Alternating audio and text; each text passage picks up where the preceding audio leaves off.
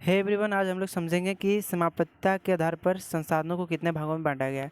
देखिए, समाप्यता के आधार पर संसाधनों को दो भागों में बांटा गया है। ठीक है, ये पहला आपका है नवीकरणीय संसाधन, दूसरा आपका अनवीकरणीय संसाधन। ठीक है, बिल्कुल ही आसान भाषा में समझेंगे हम लोग एक एक करके। तो सबसे पहले हम लोग समझते हैं कि नवीकरणीय संसाधन किसे कहते हैं। ठीक है, नवीकरणीय जैसा कि नाम से ही पता चल रहा है, ये नवीन होते रहता है। ठीक है, जो संसाधन कभी समाप्त नहीं होता है। हम लोगों ने संसाधन पढ़ा था, आपको याद है, जो वैसे संसाधन जो कभी समाप्त नहीं होता है। ठीक है, उसे हम लोग क्या कहते हैं, नवीकरणीय संसाधन कहते हैं। ठीक है, अर्थात वो नवीन होते रहता है, मतलब वो फिर से बन जाता है, पुनः पूर्ति योग होता है।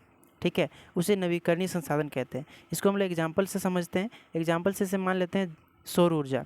ठीक है, जितना दिन धूप रहेगा उतना हमें सौर ऊर्जा से क्या होगा, हमें बिजली प्राप्त होता रहेगा। ठीक है, ऐसा नहीं है कि सौर ऊर्जा से एक दिन हमें बिजली ख़त्म हो जाएगा, है ना। तो क्या होता है, सौर ऊर्जा से हमें बिजली मिलते रहता है। पवन ऊर्जा, जब तक हवा रहेगा तब तक हमें पवन ऊर्जा से बिजली प्राप्त होते रहेगा। ठीक है, तो ये पुनः पूर्ति योग है। ठीक है, ख़त्म नहीं होगा। जल जल खत्म होगा क्या, जल भी खत्म नहीं होगा, क्योंकि ये भी एक क्या है, पुनः पूर्ति योग है। अगर ये खत्म हो जाता है फिर से ये क्या होता है, बारिश बनता है, बारिश गिरता है धरती पे, फिर वो वाष्पन के क्रिया द्वारा ऊपर जाता है, फिर बादल बन के फिर वो क्या करता है, धरती पे गिरता है। तो ये क्या होता है, एक क्रिया चलता रहता है, एक प्रक्रम चलता रहता है। तो इसी को जल प्रक्रम भी कहते हैं, आप लोग पढ़े भी होंगे। तो जल कभी समाप्त नहीं होता है। ठीक है, तो उसे हम लोग कहेंगे नवीकरणीय संसाधन। अगर इसको हम सिंपल भाषा में समझेंगे तो वैसे संसाधन जो कभी ख़त्म नहीं होता है। ठीक है, एकदम फिर से वो बन जाता है, जैसे मैंने एग्जाम्पल से भी समझाया आपको, जल, है ना।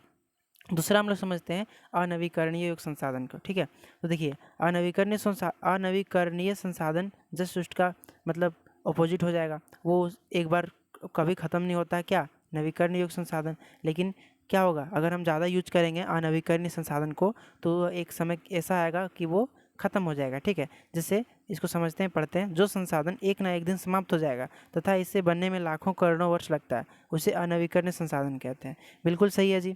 अगर हम अनवीकरणीय संसाधन को अंधाधुन यूज करें, अंधाधुन प्रयोग करें, तो एक समय क्या होगा, ये लिमिट मात्रा में, ठीक है, अनलिमिटेड नहीं है, लिमिट मात्रा में। अगर यदि ख़त्म हो जाएगा, अगर इस तरह अगर यूज करते जाएं, तो एक समय आएगा जब ये ख़त्म हो जाएगा। जैसे कि यहाँ पर देख, कोयला कोयला अगर हम एक ज़्यादातर यूज करने लगे, जिस प्रकार इसका यूज हो रहा है, जिस प्रकार इसका उपयोग हो रहा है, तो हम लोग आने वाला जो पीढ़ी है उसको क्या होगा, वो सिर्फ सुनेंगे कि हाँ, कोयला एक होता था पहले के ज़माने में। ठीक है, लेकिन कोयला वो सब देख नहीं पाएंगे। ठीक है, तो हम लोग को कोयला का लिमिट मात्रा में यूज करना चाहिए। अगर ये ज़्यादा यूज करेंगे तो ये ख़त्म हो जाएगा। ठीक है, और इसको बनने में कितना वर्ष, लाखों करोड़ों वर्ष लगता है।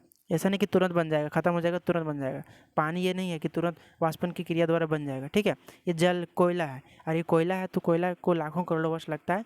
तो कोयला जो है सो अनवीकरणीय संसाधन है। पेट्रोल डीजल, तो पेट्रोल डीजल भी क्या है, अगर हम इसका अधिकतर यूज करेंगे, है ना, समुद्र से अगर इसको ज़्यादा से ज़्यादा निकाल लेंगे, तो क्या होगा, ये ख़त्म हो जाएगा, और इसको भी बनने में लगभग बहुत साल लगता है। ठीक है, तो ये था आपका अनवीकरणीय योग संसाधन।